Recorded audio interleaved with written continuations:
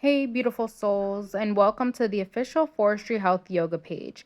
I'm Jasmine, and today we will be going over Garland pose. If you're new here, welcome. Don't forget to like this video and subscribe to my channel to get updates on my newest videos. Garland pose is actually a common resting pose in many places around the world and brings back the natural way humans can use their lower back and knees to squat on the floor. Garland pose is perfect for stretching the whole torso because it extends the spine and tones the ab muscles. This pose creates space in the lumbar spine and the spinal column while opening and strengthening the hips and groin. Because this pose focuses on the lower body, it can strengthen the thighs, feet, ankles, and legs. Garland pose can also improve the digestive system and increase blood flow and circulation to the pelvis, which can improve sexual energy. So if you're looking for a pose that can improve your health inside and out, this is the video for you. So let's begin.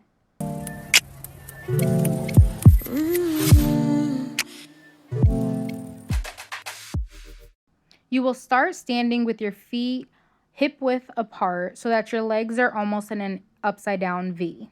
Then do a practice squat to test your balance by bending your knees into a squat and adjusting your feet as necessary.